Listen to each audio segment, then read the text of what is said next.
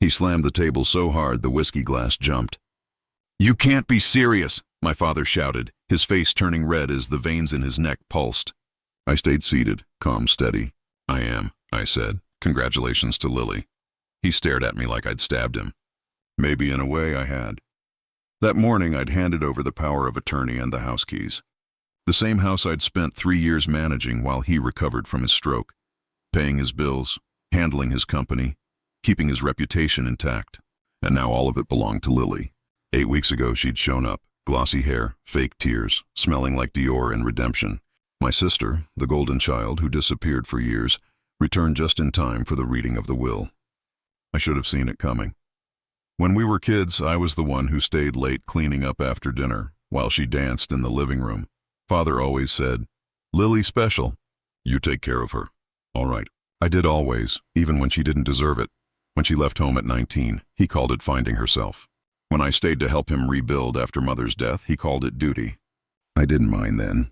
I thought loyalty mattered until the day the lawyer slid that folder across the desk and said, "Your father's updated his will."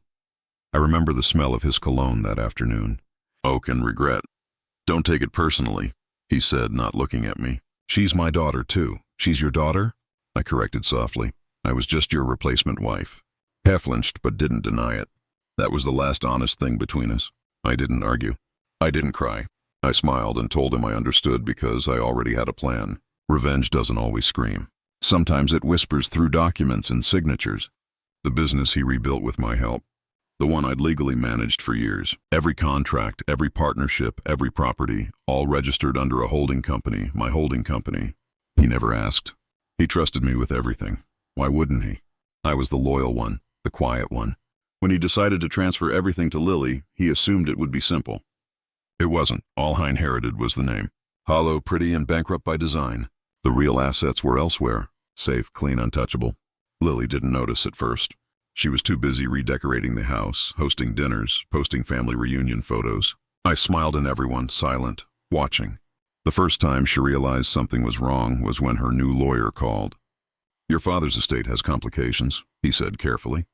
"Most of his assets appear to be under another entity." She blamed him, he blamed me, and I stayed quiet until now. He's pacing the room, veins bulging. "You set me up," he spits. "You used me." I tilt my head like used me.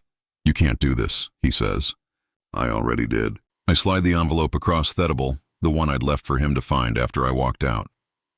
He tears it open with shaking hands. It's short, 2 paragraphs. For years I believed loyalty meant sacrifice, but all it really did was teach me who benefits from silence. I'm done being quiet. His eyes dart to me, full of disbelief. "You think money makes you right?" "No," I say, "but it makes me free." He's shouting now, words blurring into noise. Ungrateful, manipulative, cruel. I let him rage. I've heard worse from him, just quieter, spread over decades. Finally, he sinks into the chair, breathing heavy. "Lily doesn't deserve this," he mutters. "Neither did I say, and stand.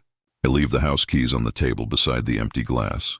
The same way I left his guilt in plain sight. Heavy, impossible to ignore. 2 weeks later, the papers finalize. The company dissolves under his name. The assets move quietly under mine. Lily leaves again, her second vanishing act.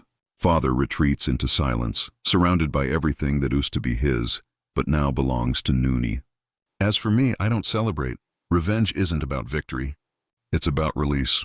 And when I finally drive past the old house one last time, I don't look back. He'll open the letter again, maybe 100 times.